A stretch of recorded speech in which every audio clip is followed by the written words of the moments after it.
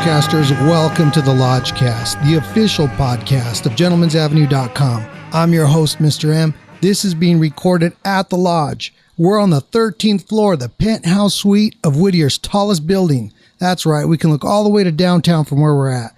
And you're tuned in to episode 18. We have two great guests. Not only do we have Brandon Campbell, this guy's not only a barber, but man, he has a sense of style about him that you're going to want to stay tuned and find out. But we also have Josh Greenspan. He's here from Greenspan's in Downey. If you know anything about style, anything about classic clothes, man, you're going to know about Greenspan's. They've been around a long time, so that interview will be coming up. So this isn't just about barbering. This is about men's styling and just lifestyle and culture. So you're going to want to stay tuned for that interview. It'll be coming up a little bit later.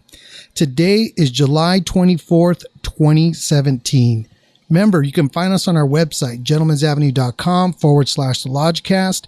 And all these episodes, you can find them on iTunes, Google Play, and our social media.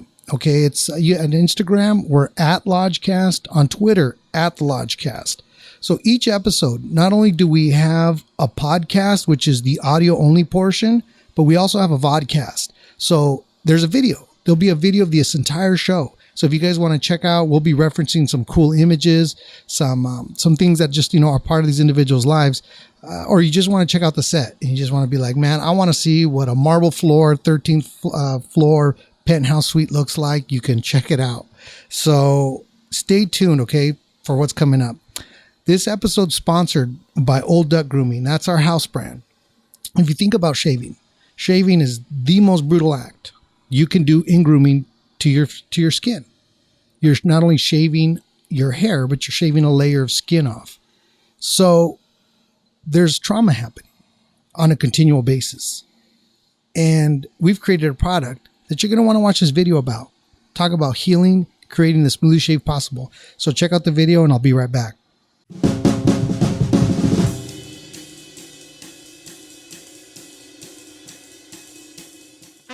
I spent hundreds of hours researching all natural ingredients and discovered for thousands of years they have been used for medicine and grooming. I also researched and found the highest quality ingredients to produce an all-natural, zero-toxin, no-chemical shave cream.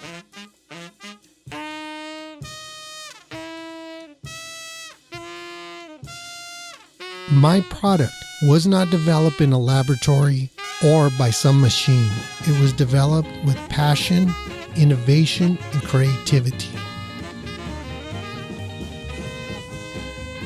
My product not only promotes healing, but also revitalization. The days of needing shave oil, shave cream, aftershave, and moisturizing lotion for your face are gone. Our product is an all-in-one.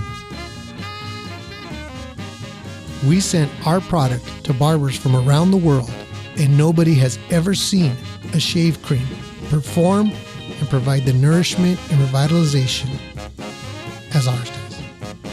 There is nothing on the market like it today. Shaving is the most traumatic act that you can do in grooming, and that is why our product promotes healing and revitalization. Old Duck Grooming is committed to the highest quality ingredients to produce the highest quality product. Check us out at oldduckltd.com.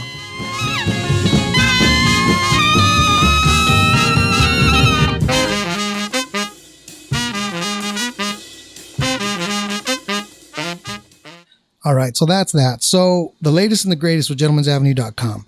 The last few days, man, it's just been brutal.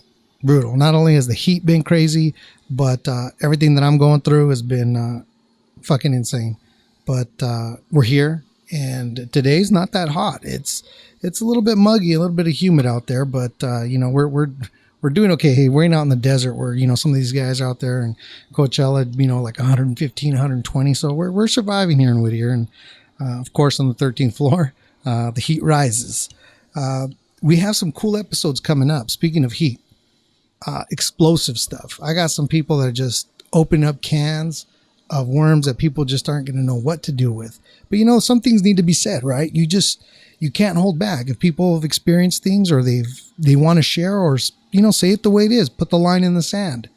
There's some folks that we have some episodes coming up that are going to be dropping some bombs on people, and it's all fair, man. I don't look at it anybody taking cheap shots, but you know what? Sometimes somebody has to say it, right? And if people's feelings get hurt, then I guess they can go coddle at home or something like that. And with each person that comes here, man, I'm thankful and I'm humbled by them coming. I mean, the guests that come to our show here, it's an honor for me.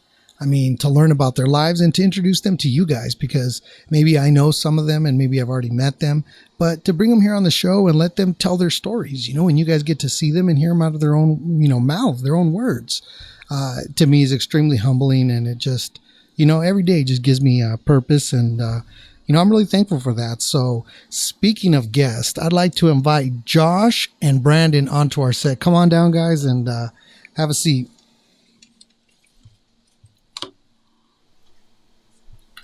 What's up, fellas? Yo. Here we are. How you doing, my man? Oh man, I'm rolling. Yeah. Rolling today. How about you guys? Trying to stay cool. Yeah, we're all right. Well, Josh he was telling me he was on the move this morning pretty fast.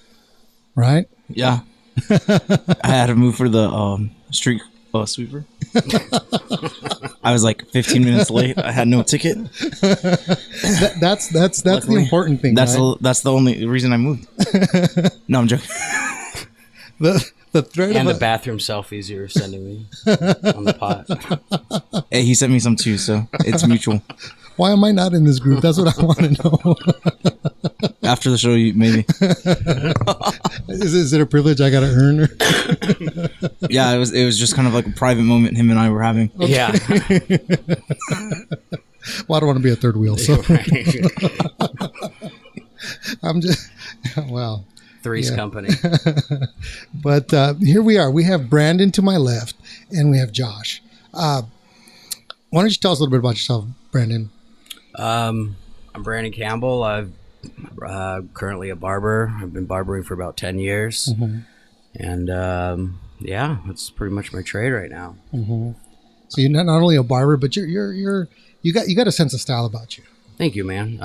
Yeah, I've always been interested in fashion. Mm-hmm. I think it's pretty cool, man. It's just a style, man. It's a unique thing, it's kind of it just separates people, it's an individuality, I guess, and I don't know, it's just something that I've always been interested in. And meeting Josh and him owning a clothing company that's had a huge impact on many different cultures and myself. Mm-hmm.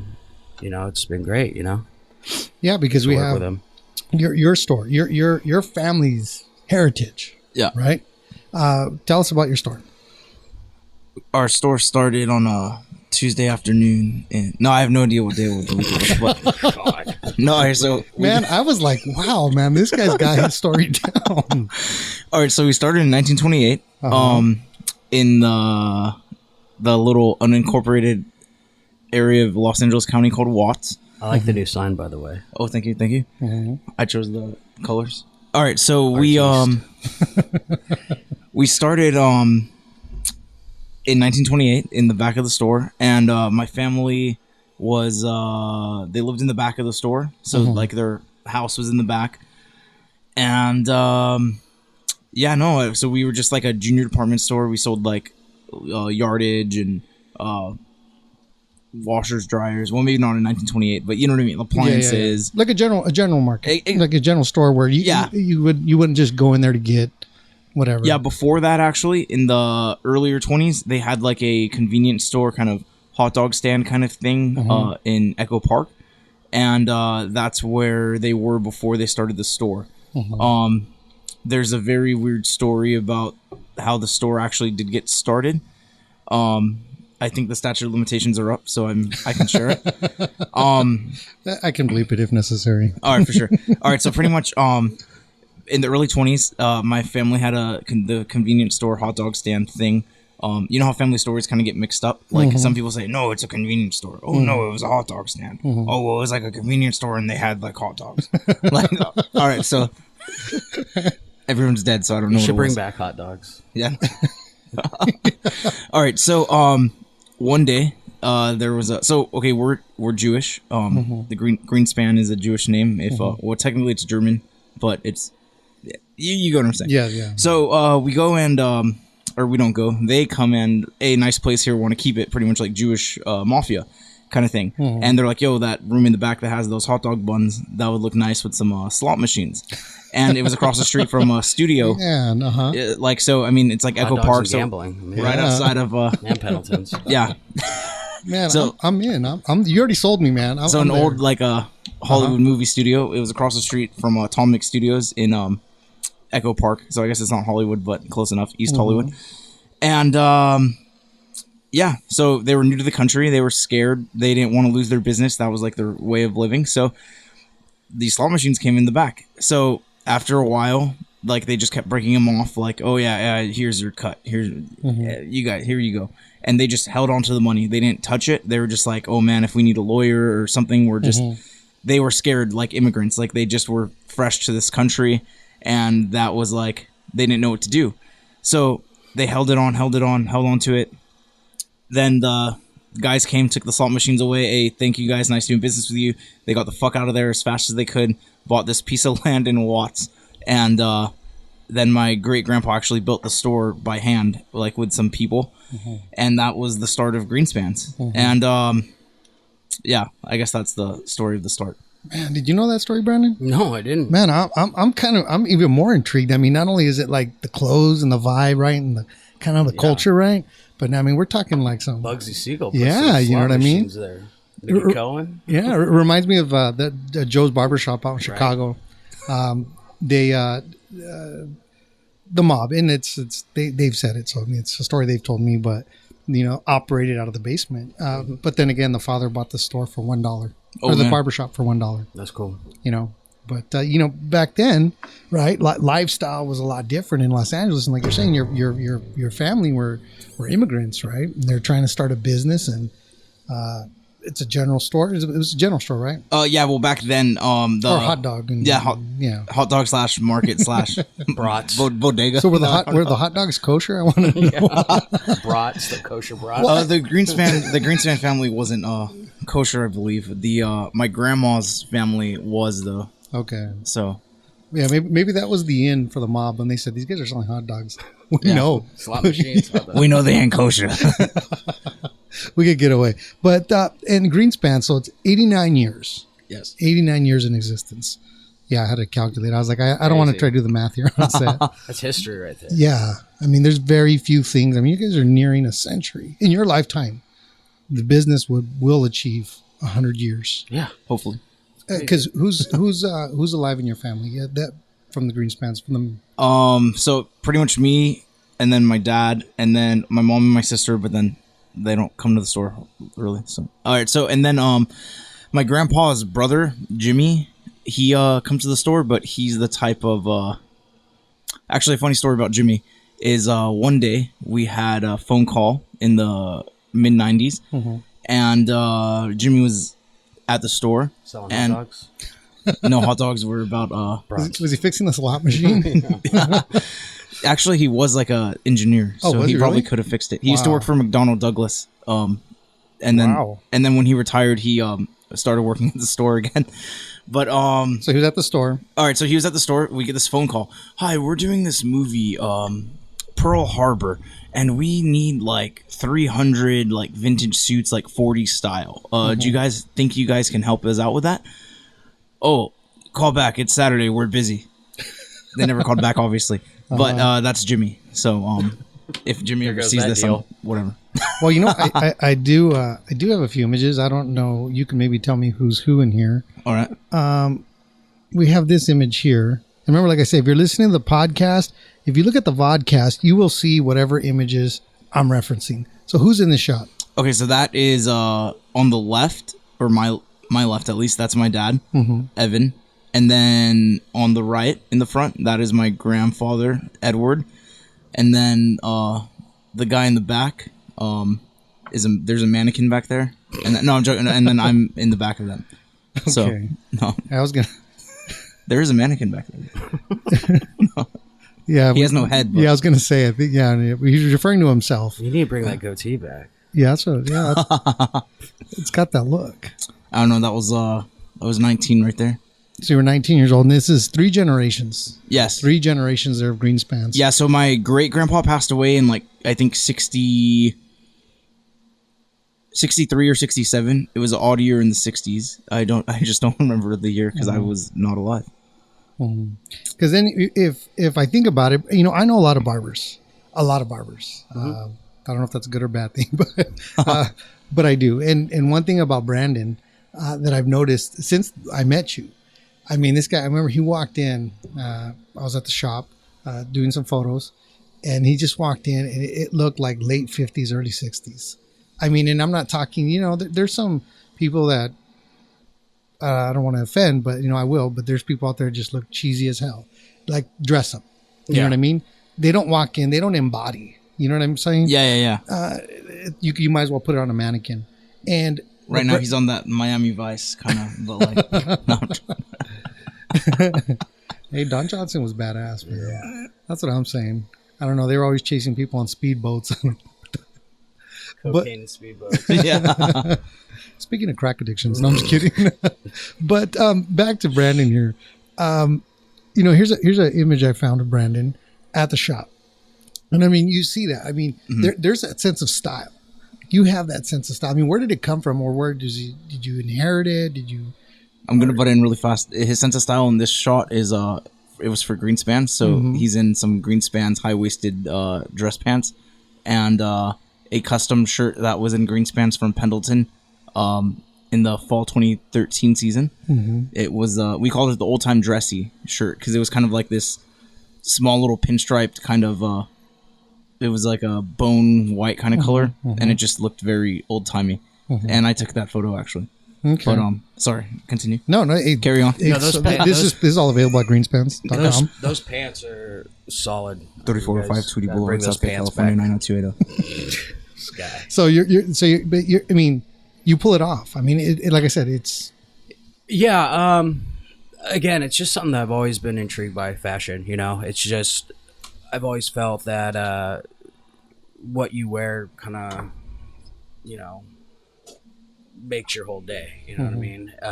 Like if I wear something and I'm not into it, it'll throw my whole day off. I'm weird like that. And where it came from, I don't know. Like it's just I've always just been intrigued by it. I just think it's cool, and it defines you. It separates you from the rest of the world. And I've always just kind of whatever I'm like kind of into at the time, I kind of dress that way, you know what I mean? So I take things from different time periods, maybe a shirt from the 70s and mix it with something that's modern today, but a lot of people ask me like, oh, I really like your style, and I'll have some flamboyant shirt on or some shoes on, and again, I'm not trying to sound cocky, but not everyone can pull it off, you know what I mean? It's true. I agree.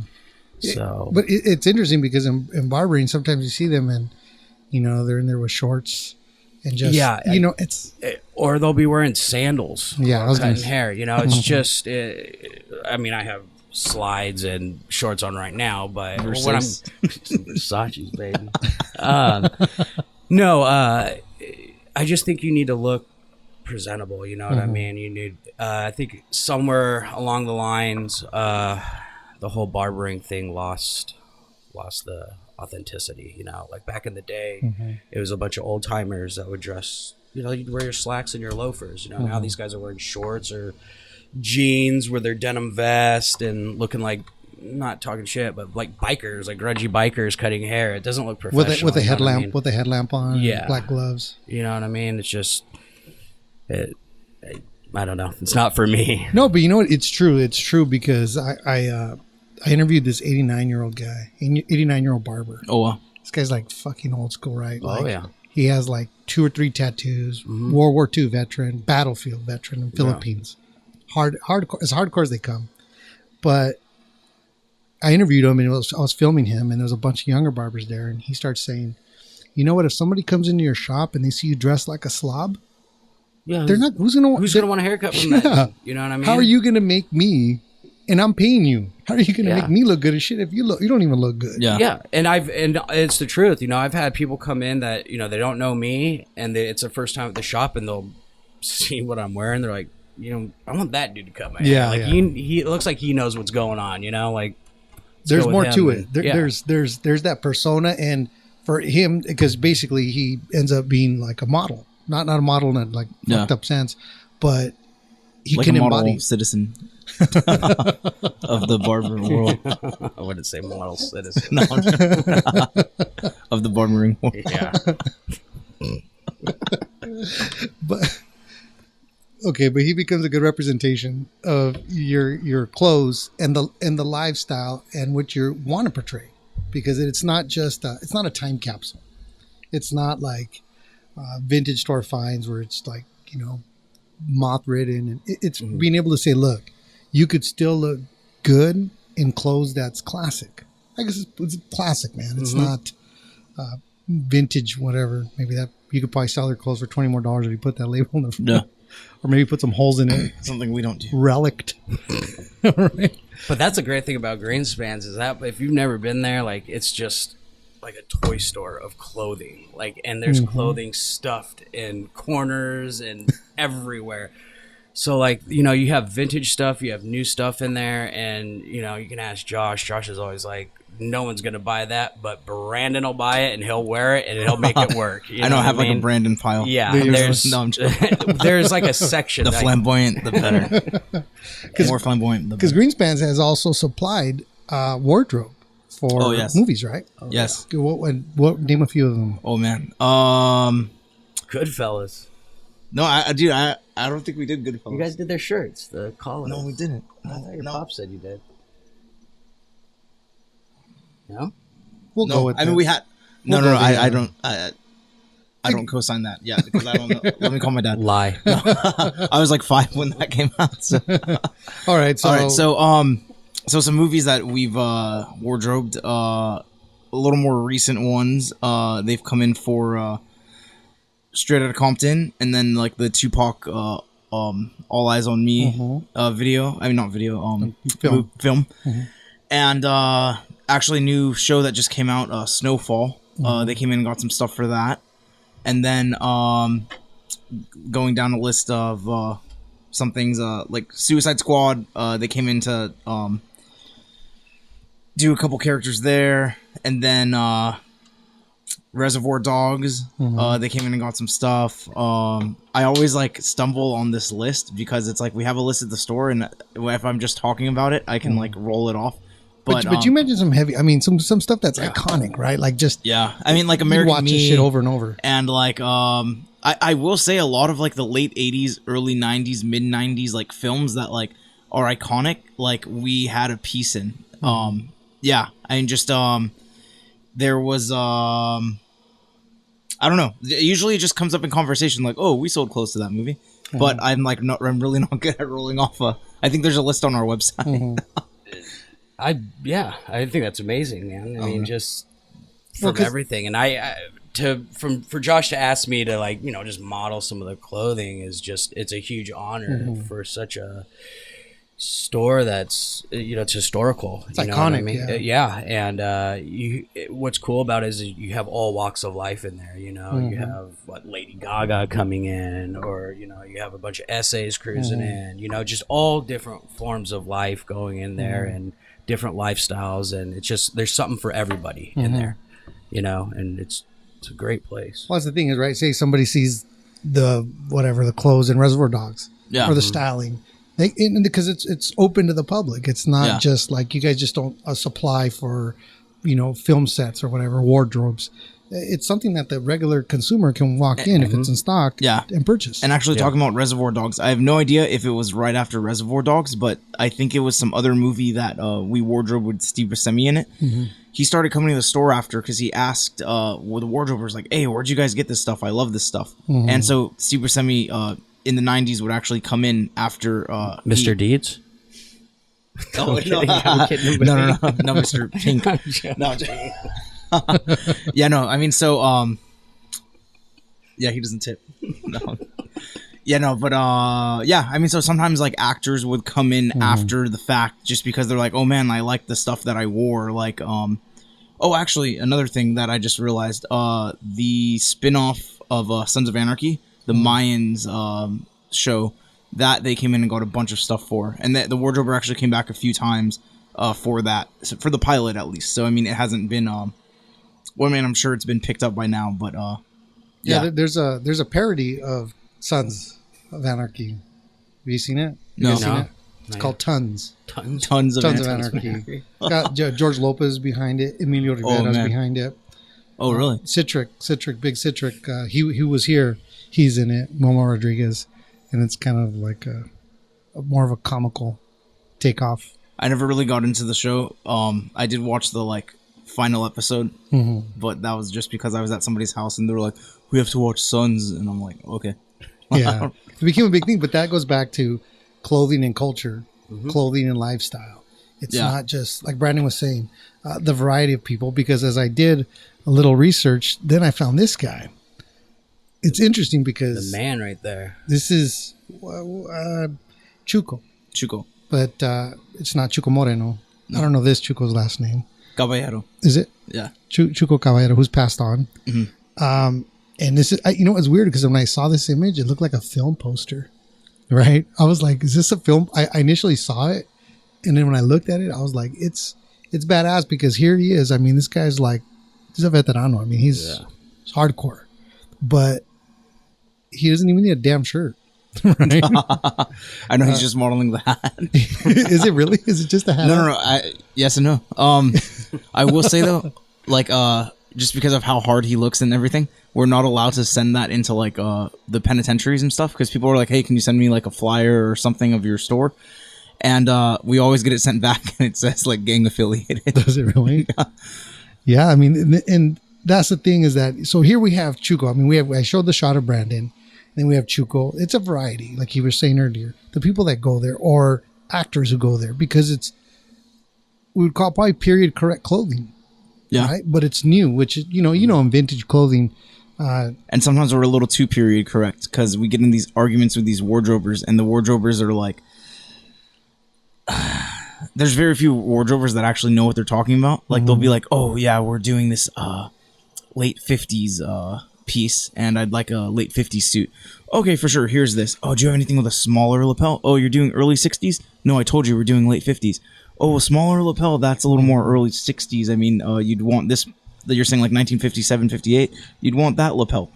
No, I want it smaller. And then it's all like, okay, so you're doing a 60s film. No, we're doing a 50s film. And like, I just fuck with them because it's hilarious to me, but they just don't know what they're doing. And that's what's cool, you know. He knows fashion. You know what I mean? There's just so much that goes into. I mean, I'll it, dress like I know fashion, Yeah. but that's just because for a big guy, it's hard to dress that way sometimes. But No, but it's right. They're not familiar with the actual period piece, Exactly. the details, and that's one thing you guys have. So if somebody walked in there, didn't know what the hell but they wanted to look, they could just tell you, "Hey, I like whatever, blah blah blah, this style." yeah, the only problem is nowadays a lot of the like newer customers that we get in don't communicate. Not to talk shit about people, but it's like hey, how's it going? Anything we can help you with today? Oh, I'm just looking. All right, well, if there's anything you don't see, just ask. We don't have room to show everything, so it's kind of tip of the iceberg. All right, for sure. And then it's like, then they're about to walk out, and you're just kind of like, oh, was there anything that you didn't see that you might want to look at? Oh, yeah, I looked, but you guys didn't have it. Like, oh, okay, well, what were you looking for? Oh, I was looking for, like, this shirt kind of like this with the buttons right here, and it has stripes like this. Oh, yeah, I have those in the back. Oh, you do? And it's like, they just don't listen, they don't communicate.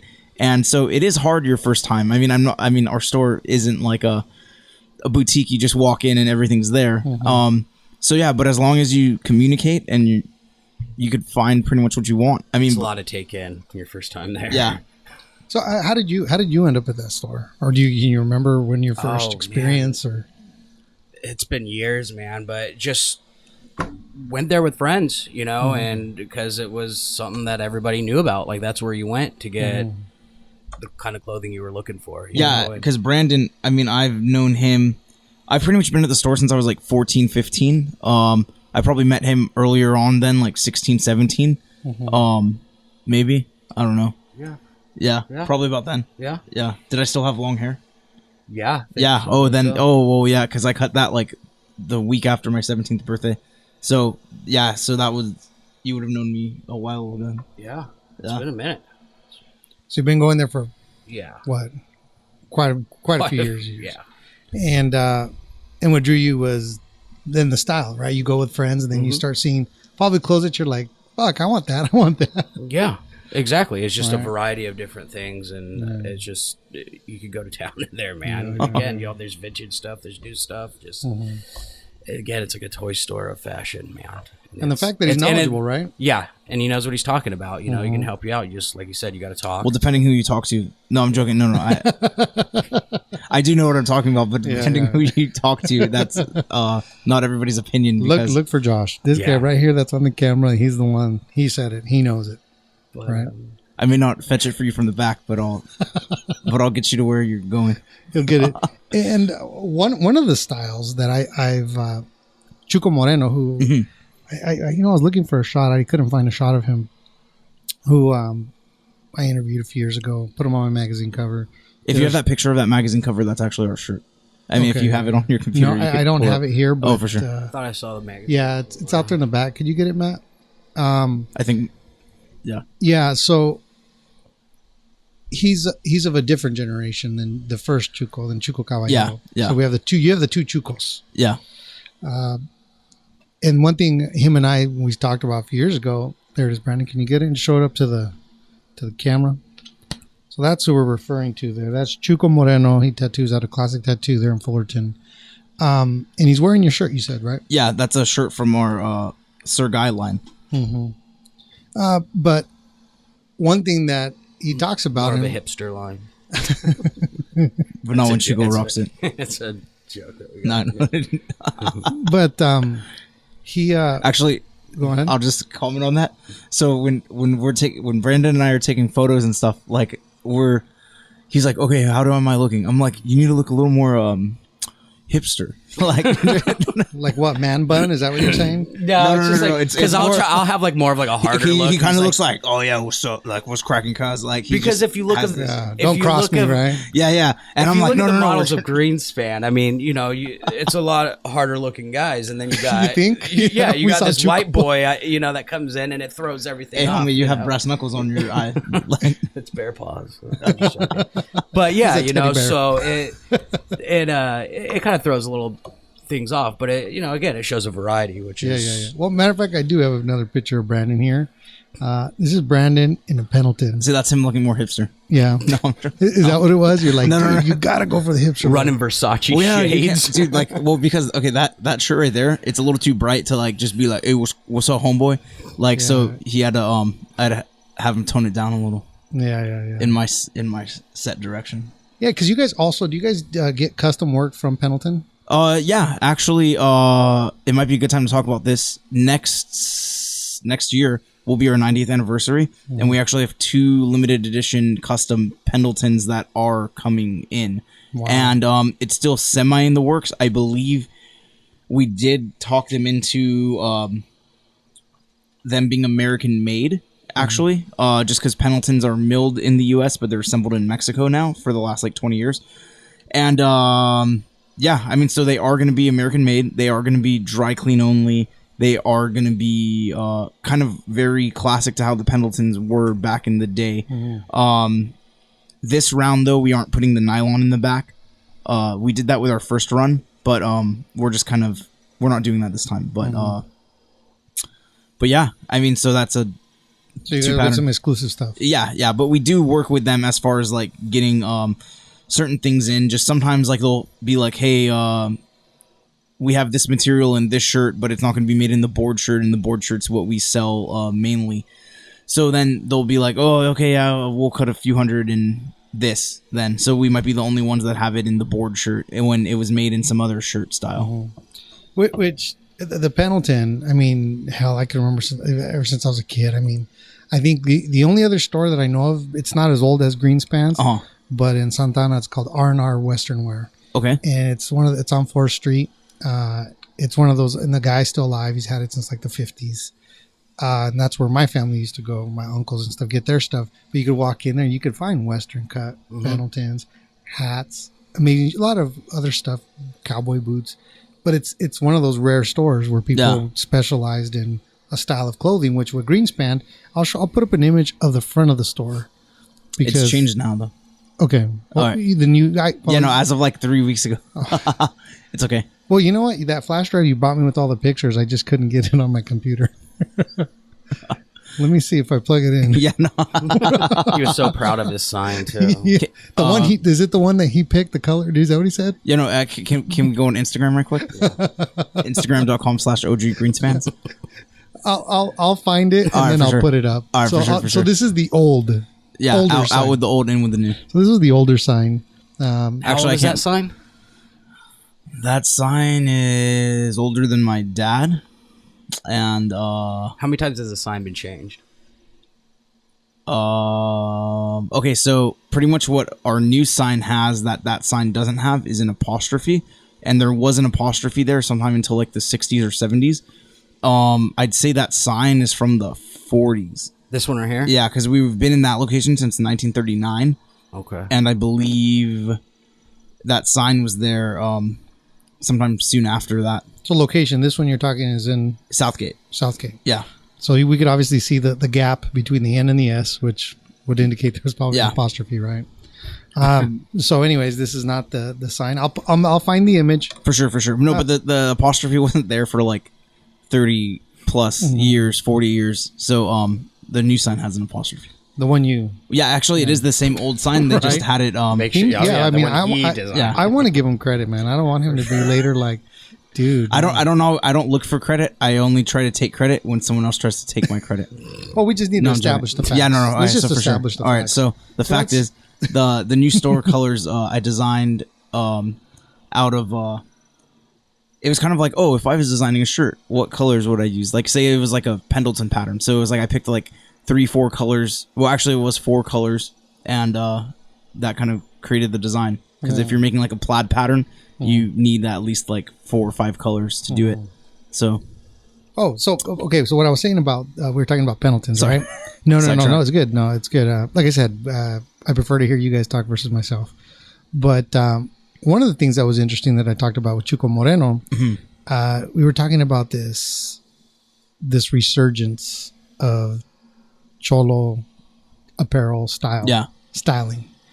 And it's like, I think he says it in the interview, and you can find it. It's on YouTube.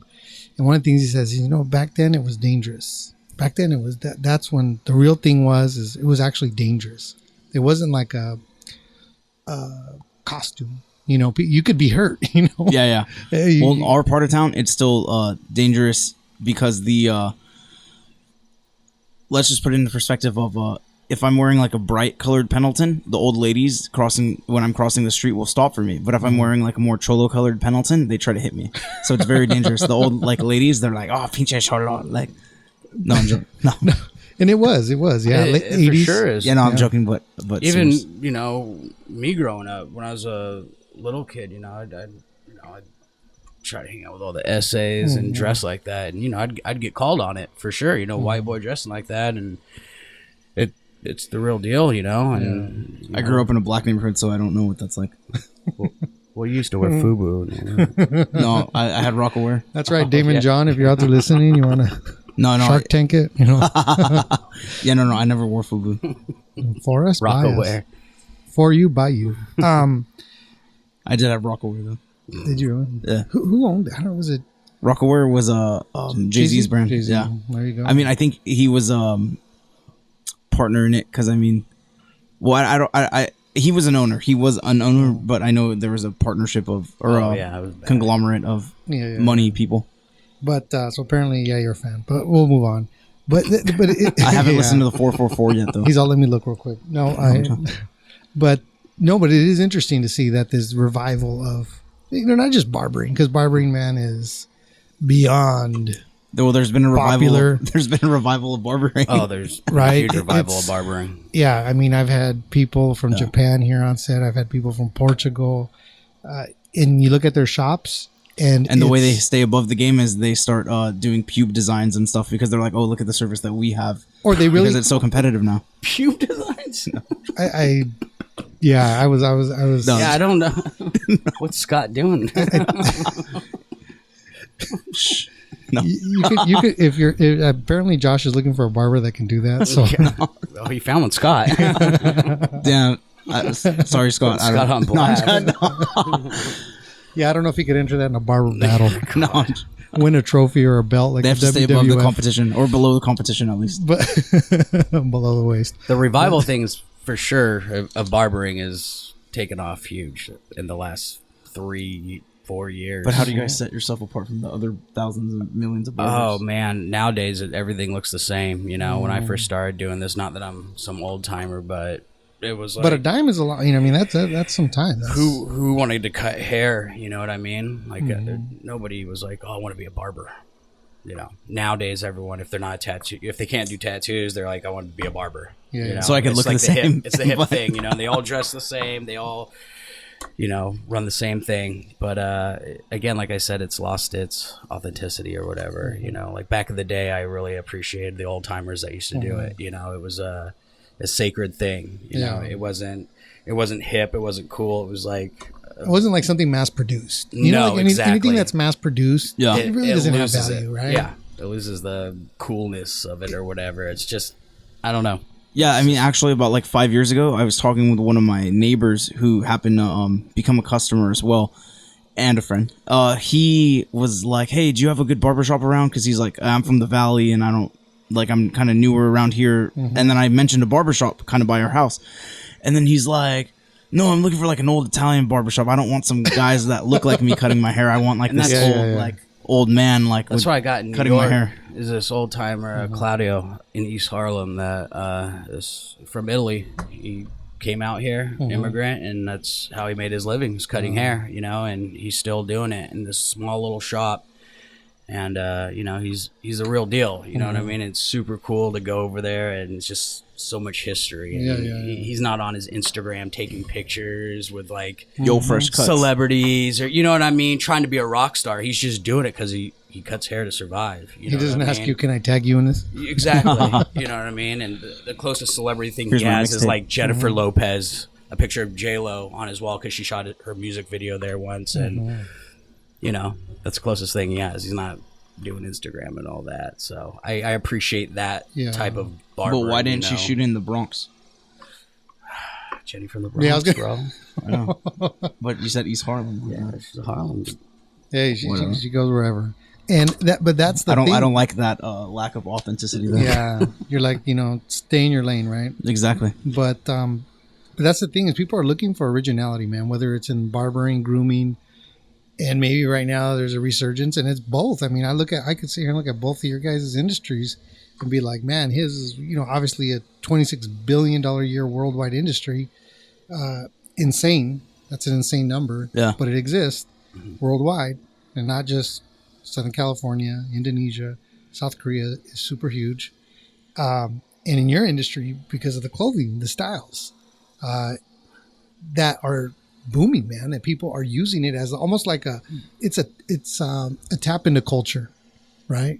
To feel like I'm a real person, Yeah. and whether the style fits them or not, or maybe one day they're in Echo Park at some like little hip bar having some bratwurst or something, and they walk out, and you know, all of a sudden there's real people. Yeah. You know, God bless you.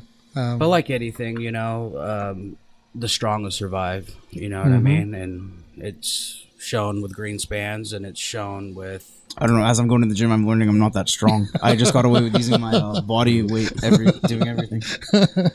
No, I'm just Put all your weight into it, or in barbering. You know what I mean? People know the real deal, and they'll be around for a long time. And everyone who's just doing it for the fad, they'll fade away eventually. You know what I mean? Yeah, that's the one thing that I think about, and I tell a lot of the younger guys.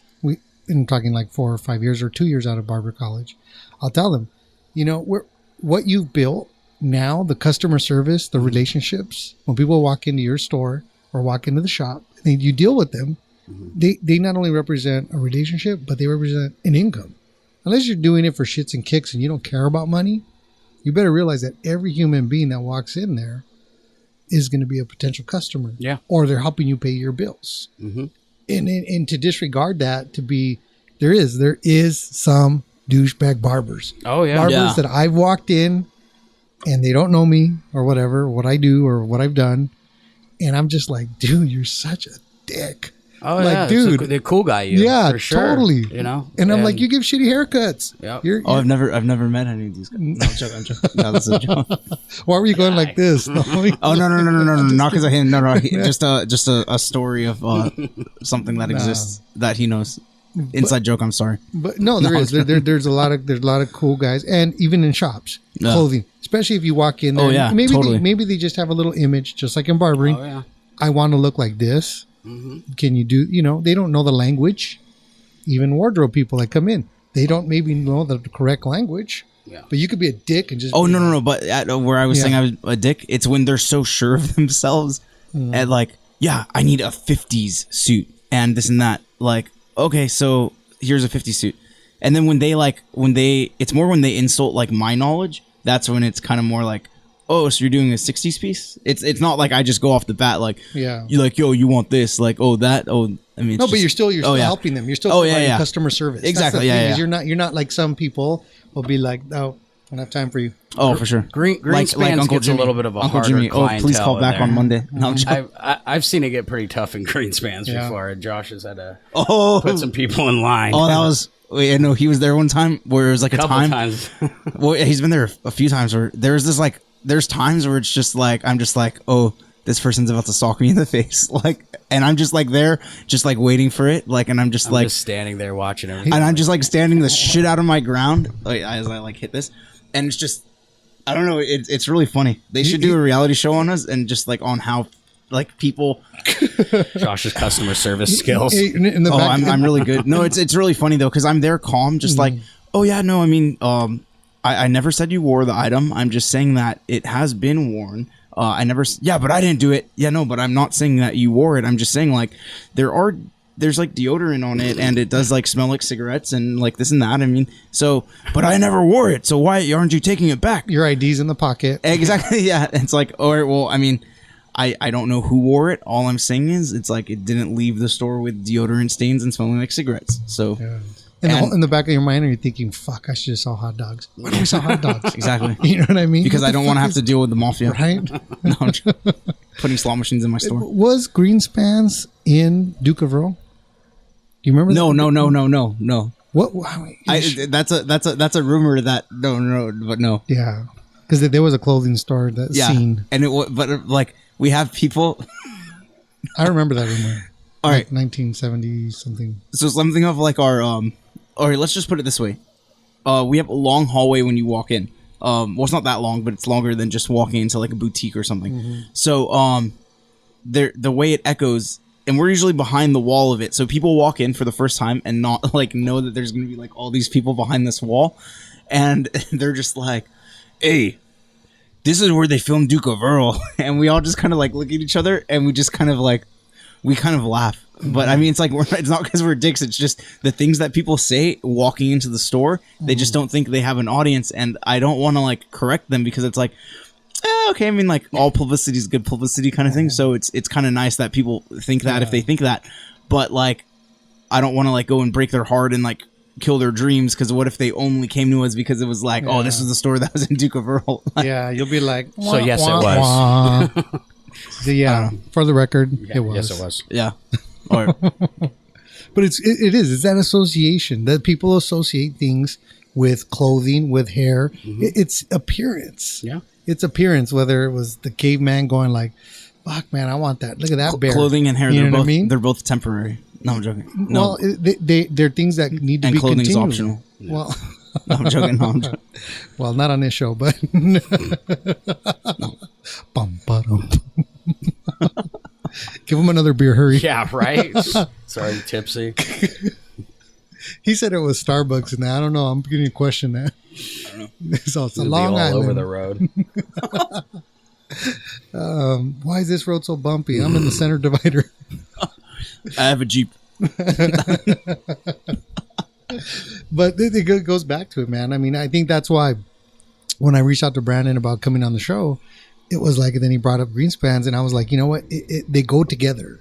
They go together of, you know, men, wherever they're at, wherever people are going to be listening to this show, they're going to be thinking, you know. He's the bumble to my bee. The yin to the yang. Yeah, I'd be more of a bumble than a bee. But there's a. I like to be more of a yang though, opposed to a yin. But I'm a yid. No, I'm a yid.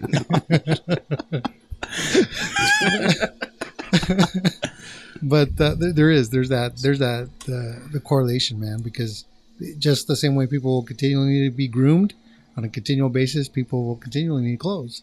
Yep. You know, no matter how much you care for a Pendleton, get it dry cleaned or whatever, there's a new style, a new color, a limited edition Greenspans that people are just going to want. And then even if they can't pull off the style of the clothing or haircut, they're going to still try it. You know what I mean? Because they saw someone else wear it. They want it. They want to try it, and, you know, so...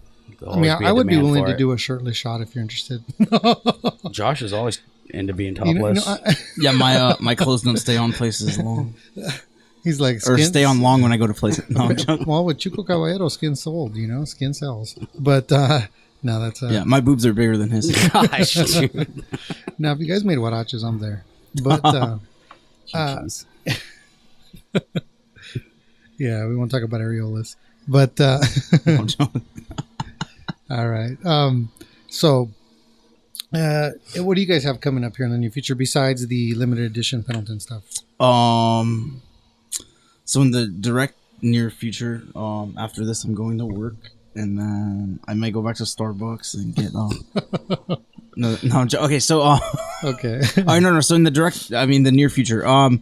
So as far as Greenspans goes, I don't know what we have. I don't know. We've just kind of been doing what we've been doing like forever. So it's kind of like we're just still there doing it. And we've been in the middle of like remodeling some stuff and moving some stuff around. And new sign. Designed by Josh.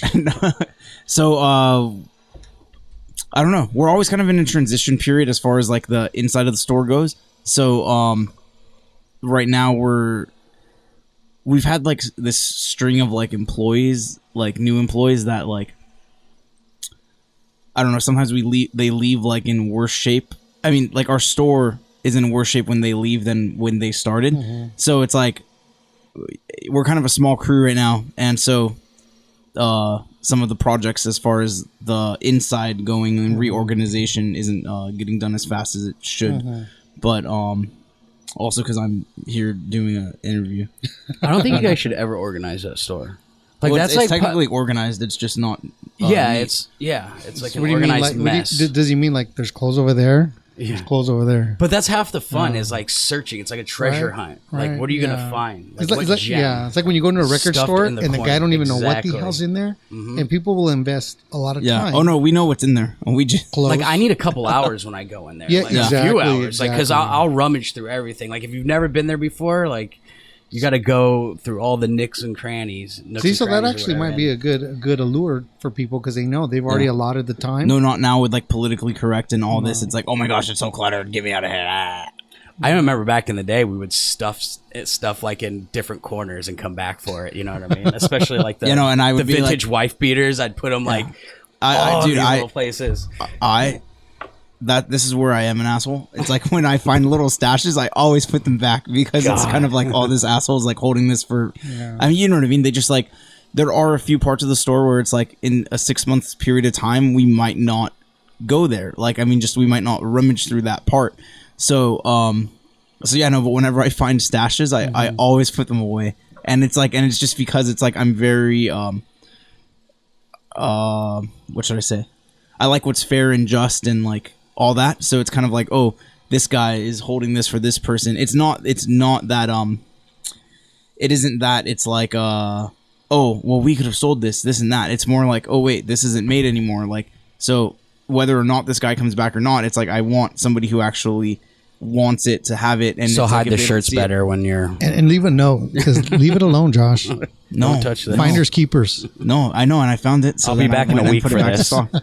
It's like a cat and mouse game. It's like. Peekaboo. Yeah, Again, it's half the fun. exactly. So it's them against you. exactly. Game on. Us So versus they them. can find at your website. What's your website? Greenspans.com. Pretty much all the social medias are like @ or / OG Greenspans. My Black Planet is no, I'm joking.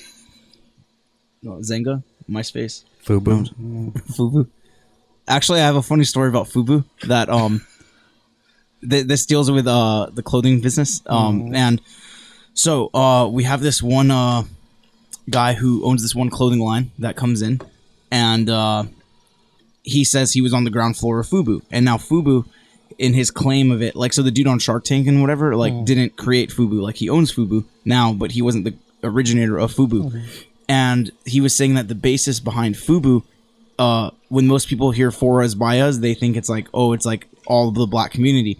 But really the joke behind it was these Koreans that owned it. So it was a thing of for us, because it's like what do you mean by you people? I mean, so it was like us by us. Us, the other us is Korean. So it's like for us by us. I told you I used to wear Fubu. Yeah, that's what I'm thinking. That's pretty hardcore, man. Show us the tat. I'm just kidding. Yeah, I got this. I actually knew a girl that had a Rockaware tat. Oh, man. Were those her initials? No, it was a Rockaware tat. It was like terrible. Yeah, Oh, that's bad. that's commitment on a whole new level. I wonder how she... yeah, no. All right, Yeah. about that. So Brandon, what do you got going on, man? Where can they find you at? Right now, just, social media. BCam949 is my Instagram. Brandon Campbell, Facebook. Just kind of just run everything off of there, or through, email, pcam@gmail.com. But in the near future, nothing huge planned. Just cutting hair as right now. Hopefully, working on some. Like to do my own shop soon, but just kind of playing with different ideas. Because you build a solid clientele. Yeah. I mean, I see, and the people that come through your shop are just, people that have been following you from, where you've been at. Yeah. And they continue. You have a clientele that follows you. Yeah, it's more of like a word of mouth thing with me, like someone tells somebody, and just I get phone calls. Everything's ran off my cell phone, so Brandon gives happy endings. yeah. The customer's whole 9 happy at the yards. end, The whole 9 yards. But All 10 inches. But the near future, just right now cutting hair, and eventually trying to look to do do my own thing. It's just, like you said, it's really hard, man, since there's so many shops popping up everywhere. Yeah. It's just trying to find that untapped territory. Well, I think it's like anything else, is that if you have something that's authentic and that's going to stand the test of time, that's the thing. Yep. Is success stands the test of time, because at the end of the day, when the fad or the trend changes, it's what you've built and how you've dealt with people that'll make sure that you still are in existence. Exactly. If you were the douchebag or dickhead barber or dickhead customer service guy, all of a sudden that guy he has a choice, or he has a different trend that he's doing. He's not going to do it. But if people are in there for the long haul, just like Greenspan's, 89 years, I can't even begin to imagine a business staying. I know. I was just a lad when it started. Yeah, it was just a wee lad. It's the beer that keeps him young. I don't drink that much beer, actually. No, it's a Starbucks and beer. It's a Starbucks. It's the Starbucks. No, actually, I Starbucks junkie. Now, if you guys had a Starbucks in there, I would question it. Actually, my grandpa's cousin actually started Coffee Bean, so I'm a little more of okay. Yeah, I'm a little more of a Coffee Bean person. Just there's only two English breakfast latte. Two of them that have drive-throughs, and they're not on the way to work. So nice. Yeah. No, but it's cool, man. I enjoy both of your guys' stories, because, like I said, they intertwine at some point and they continue on. It's not something that's, I look at it as a fad. Brandon, I could see it, man. Since I met him maybe 4 or 5 years ago, I could just tell. And like I said, I could have walked into many a shop and immediately want to just turn around and walk the hell out. Because Brandon's that guy. No, I'm just saying that he embodies it, just like the guys you have, Chuco Caballero, Chuco Moreno. You see these guys, man. This isn't dress up. It's not dress up. Yeah. These people actually can embody it and hold their own while they wear it, Yeah. not look like they're wearing a clown suit. You know what I mean? It's not dress up, which I guess you need both sides of the coin. You know what I mean? Because you got to make the money somehow. Yeah. Also, if I can add one more thing, I guess this is happening as well. So a few years ago, we acquired a old California clothing line. They were around in like LA in the, I guess, 40s to 70s more so. They were more like a 50s, 60s brand named Sir Guy. And so we, I guess I always try to play it off that we don't own it just because I don't want to be responsible when people are like, hey, why don't you make big sizes? It's like, because it's small and it's starting out. But so Sir Guy is SirGuyofCalifornia.com, Instagram at Sir Guy California. We're making like a old, like traditional kind of a more 60s style shirts. And you can see Brandon as the model on that and his pretty mug. Yeah. All right. So that's just one. I guess that's something that's happening that I'm focusing on again because I kind of lost focus on it for a while dealing with the store. But So that's something that it's in the works. yeah, And we have product. I just haven't done like a real launch of it. It's just kind of like the full line, yeah. Exactly. Like And throw they're some stuff on a great website shirts. and then They're awesome. You know. Yeah, so I've the- noticed that you've been pushing it a lot lately, and it looks good. Cool, Everyone needs man. to check So that they could out. they could check that out, man. And thank you guys. Is there anything else you guys want to talk about before we wrap it up here? so there's this one time that I no, I'm joking. I said no, but I meant yes. No, I'm joking. No. My mouth said no, but my eyes said yes. For my body. Josh has a great voice, by the way. Telling me yes. No, I'm joking. No, You should have him sing a song. Yeah, I was gonna say for the I've had outro. Omar Take us out. Romero, I've had Luis Arriaga, I've had a lot of musicians here. Little Willie G But you sang haven't here. had Josh Dude, Greenspan. you can possibly sing on the Yeah. same microphone that Little Willie G sang oh on. man, this is an The honor. town I live in. He loves Beyonce. You know, No, actually, I don't like Bay. What? No, was it because she's with Jay Z? no, Rockaway?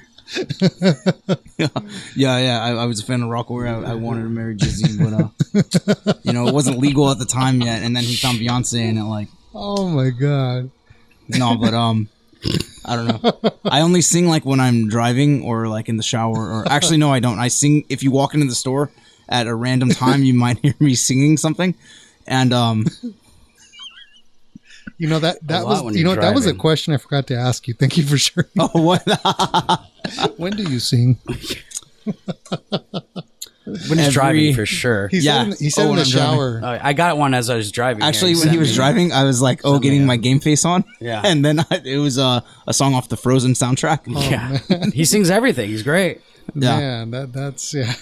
I have a full list of genres in my Yeah, I was repertoire. gonna say, man, this guy, he's yeah, this is like a Pandora's box here, man. I mean, you just don't know He's what's a gem. going. Yeah, Yeah, that's what I'm saying. I'm all right. He's over here handling fashion designers, schooling them. Actually, Can sing. if we do talk about stories of schooling fashion designers, so when I was like 19, I started going. Stories for days. I have a lot of stories. I should write a Are book. the statute of limitations up on this story? No, Okay. but I'll still share it anyway. I'm off probation in 2 months, so I should be okay. No, I'm joking. No, but I am off probation September 18th. So yes, okay. So I started going up to Pendleton to their headquarters when I was 19, and at that time it was just kind of like, oh, shut up, little Jew kid, like we don't want to hear what you're saying. 'Cause this is white power, white America, like we don't want to know the Jew talking side of Did they things. say Pendleton's racist? No, I'm joking. No, I'm joking. Pendleton Woolen Mills, and they're in Seattle. Are they in Seattle? No, they're in Washington? Portland. They're in Portland. No, okay, that's more of a joke. There's like this one dude who was like an executive there that just like hated us and our opinion, and we just kind of had we have like told them about it, and they've like apologized because they're like, well, we did not see that, but kind of like how like you don't notice racism unless it's like towards you or whatever. All right, well, regardless of that. I started going up there and actually helping them with like design process and stuff. And it was really funny, the arguments I would get in with them because they would like create, say there's 12 shirts for this new season and 4 of them have red in it, but like red isn't a color that works everywhere down here. So I'm just like, hey, this shirt that you made, it's like black and white and gray. And then you guys just threw this red line in it, and now it's like I can maybe sell 100 units of it opposed to like 500 units of it. Like, why'd you guys do that? And they just said this, like, well, we can't just make what you guys want. Like, we have a whole world to make clothes for. This is one lady as well. This isn't a direct what should I say? This isn't how Pendleton is. This is just employees that I've. So there's only a few racial, Yeah, few fascists there. And it's funny. It's funny because actually they make a lot of Native American looking stuff. Yeah, well, Pendleton actually back They in the just day, don't like Jews, I guess. the natives are fine. What did he say they called them? Little Jew boy. Little Jew boy. Big ones are okay, but little, no. Yeah, I don't know about that. Yeah, I mean, I wasn't of drinking age yet, and in Portland they don't respect you unless you drink a lot of beer. And you know what? He had the goatee only. He didn't have the full beard. Maybe that might have been. Yeah, you know, I might have had the Long goatee. hair. I might have had long the hair? goatee. Long hair. No, I didn't have long hair then. Okay. Long hair, I cut like. You walked in there already with 17. 2 strikes. You know what I mean? Yeah, no long hair and. So you didn't have the locks yet? Yeah, exactly. No. No Shylocks? Little Jew boy. Okay, what's the story? Go. Yeah, we're waiting. Wait, actually, I just had that discussion with Scott last week. He's like, they're not called Shylocks. I'm like, dude, I don't know what that. I'm like, they're called payas or peyote or whatever. So, Did you say peyote? no, I was like, whoa, where's this story going? I want to hear it. no, we're talking about like the Jew curls. Okay. All right, so pretty much as the story goes now, after we were sidetracked a little. Okay. I'm sorry. So she says she doesn't like you. Okay, yeah, no, and I was like, dude, like you guys create these like ideas, and like we give you these ideas, and you guys work with it because you're like, oh, look at this pattern, it's what you wanted, and it's like, yes, it's what I wanted, but I didn't want this like red line through it when like you guys already have 3 other patterns out of 12 that have red in it. Like, why'd you add a 4th red pattern? It's like you guys, a third of your production has red, and it's like it's harder for us to sell down here. And I said something along the lines of like, we give you these like $1 million ideas, and you guys just sprinkle your like pixie dust on it. Yeah, no. But so from a 19-year-old kid, that probably went really well. it went very well. Yeah. Yeah. From L.A. A kid from L.A. Little Jew boy from LA. Yeah. A little Jew boy from LA with my She probably sat there. with and my goes, Jew curls. Shylocks. Selling, we sold hot dogs before. Yeah. Hey, homie, we came up from like selling the hot dogs and shit, and not like to the clothing and shit. What's that chemical that they put? DDT? I had slot machines. He's we sold the DDT. Was it the DDT, the chemical that they used to put in there, and then they outlawed it I have in like no the idea. 80s In or hot 90s? dogs? Yeah, I was never in the hot dog business. It was like toxic before, but see, you could have just said like, man, we used to eat them with DDT. You don't know Yeah. us. I mean, I just While know playing slots. DDT and like the wrestling move. Hey, like this. playing the one-arm bandits. one arm bandit and a hot like this. Look at lady like this. Josh knows Okay, that just looked wrong. That just Josh looked wrong. knows that movement very well. That just looked wrong. Yeah, I go on a lot of road trips, and That just looked wrong. I'm sorry. I'll make sure when that happened, I split to them. You don't see me. I don't know. You might want to see that. He was kind of this motion of it. Why don't you show us what I did? All right, fuck it. I have no shame. No, I'm This joking. guy. No. So he did this thing where it's like he was like pulling the truck horn, like the 18-wheeler. He was like hard for Josh to choo-choo, multitask. and then it looked like he was like, and then wait, I can't do it. Wait, no. Multitasking. Wait, no, wait. Down and this way. Okay, so it was like a. I can't. Oh, My coordination. I can do this though. The next test, walk and chew gum. Right? Oh, I can do that. I can text and man. drive pretty well as well. Okay. Man, I've had a blast, man. Have you guys had a good good. time? We're all right. We're all right. No, I'm He's like, I'm just getting started. Josh is Yeah. a good time Sally. He's always, I know it's like the caffeine finally hit me, so it's like, wait, when does this interview start? Yeah, everybody watch out on the road. Now he's just an awake drunk. He's like, what the fuck? Why am I in Whittier? How did I get here? I've actually this sounds really weird, but I don't think I've been to Whittier more than like 4 times in my life. What? And then we're on the 13th floor of the penthouse suite. The whole fucking floor. Yeah, We don't hold back, dude. I know. So now I'm like Throw I'm Josh out scoping the out. window. I'm scoping out the places like that I want to go in Whittier now because I can see all the trees and that's all right. the That's parks right. and all the ladies and the no, I don't know, They look like ants, huh? and the ice cream places. Yeah. All the taco carts. Yeah. Actually, you know what? One thing I didn't tell you guys was No, it's hipster now, so it's tacos. well, Tacos? Tacos There with was, guac. Do you guys have guac with your wait, I don't know. tacos? The one thing about Whittier Uptown, Yeah. as far as I can see, it can't be gentrified because there's a lot of money in Whittier. There's still a lot of old money. People that own actually damn buildings. It's not like some areas where they're the ones gentrifying the other parts of the world. Yeah. It's not like, there's a piñata store and, every other shop or a quinceañera dress shop and like in some Hispanic areas, and they could be bought out and gentrified. But in Whittier, we just have like a really solid community. But who was supposed to be here, right standing over there, was a churro guy, a guy who does churros from Compton. Oh. And the CPT churro man? Yeah. No. He you know what? No, I don't know his. You know what? I ran across him on social media. World famous? I don't know how I ran across this guy, and he was making it was like churro porn. Jeez. I mean, it was like all this stuff. All holes? Oh man, I was like, wow. He has an Instagram or what? Dude, yeah, he has his Instagram. Yeah, send me that. And so I had invited him. I said, man, you want to come on? And he goes, dude, I'll come and I'll make churros on set man. and from scratch. Not only the cajeta, which is like the like caramel. I just had a conversation about churros yesterday, actually. Yeah, so I'm gonna message him after because apparently he wasn't able to come. Sounds today, but he was supposed to be. Yeah, you know what I mean. I was thinking like, well, when do we come back then? Yeah, No, yeah. I'll let you know where his churro cart's at. All right, in Compton. But see, that's the thing. To me, it's like, you know what? If we could do it, just have a good time. That's all this is, man. It's not like I told him earlier. I said some people come in here as strangers and they leave as friends because that's all it is a casual conversation amongst friends. It happens to be recorded, videoed, and audio, and. Where I come from, we don't do that. No, I'm joking. Well, that's why I tell people, hey, you know what? And I've had a few people that have told me, you know what, I said something I shouldn't have said, whatever. And I will, show discretion. I probably said a lot of things I shouldn't have said, but I don't really care. No, I'm like, fuck that. I was laughing. You're going to leave that shit in there. People are like, why the fuck is that guy laughing? Why him and Brandon giggling like schoolgirls? This is Josh Greenspan, and I approve this message. Yeah, when you try to become a senator, you're going to be like, fuck that interview. I did it. Pendleton isn't racist.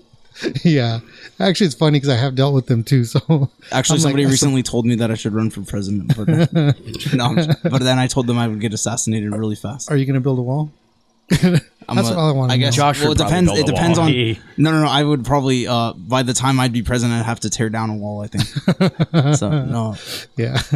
Man, I've had a good time, man. This has been a fucking barrel of laughs. Yeah, thank you very much for having us. With a barrel, just a barrel of monkeys. Yeah. You know what? Like I said, it's. I think sometimes, because the thing is right, there may be some cat in Japan, South Korea, whatever. They want to tune in. They want to see what's going on. And this essentially is TV for them. Can they find this in North Korea? Not yet. Soon? Not in China for sure, no. But North Korea, you never know. But when Dennis Rodman's there. Yeah. I'll have him smuggle it in. For sure. I'll just tell him, take a deep breath. Pop. But his flash drive. Yeah. Swallowed his flash drive. I'm like, that was like a 4 terabyte. Fuck, how did you fit that? But anyways, you know what I mean? It's just for them to become familiar with you guys. Whoever's my guest, whoever's here, that they get to see the cultures, the lifestyles, the businesses, the crafts that people are doing, and sharing the stories of whatever, Arts and crafts is next. Stay tuned. Oh, here's the bag of popsicle sticks. Make us something. But no, man, I had a good time, man. Thank you guys. Thank you guys for making the trek out here, and I appreciate it. Thank you for bringing me to Whittier for the fourth time in my life. Well, hopefully it's not the last. I mean, it won't be because it's just the fourth time. Last time I was in Whittier, a crackhead tried to jump into my trunk. How did that end? I was at a park, like driving with the trunk open. No. I was out of the car. I was getting something out of the trunk. Some crack at a park, and this guy's like, "That's my crack." This crackhead like comes up and is like getting inside of the trunk. It's a long story, but yeah, that's the last time in up here on the 13th floor. We don't have no crackheads. Yeah, that's great. The doorman does an excellent job. Yeah, hey, if you're gonna have marble floors, yeah, you know what I mean. We want to be top of the line, Yeah, I'm sorry I stepped in the mud when I came in, but luckily the doorman was there to take care of it. Totally, man. Totally. Yeah. I'm gonna tip him on the way out. Did he give you any mints or anything on the way in? No. You're just gonna give him the tip? Then I won't tip him. You'll probably give him the whole thing. Huh? I may give him the whole thing, but I mean, I was gonna tip him to start out. God. Just the tip. All right, man. No, man. Thank you guys, man. Thank you. That'll wrap up this episode of the Lodgecast. Make sure you check us out on gentlemensavenue.com/the Lodgecast. On iTunes, Google Play, you can get not only the audio portion, which is the podcast, but also the video, which is the vodcast. So until next time, be well, my friends.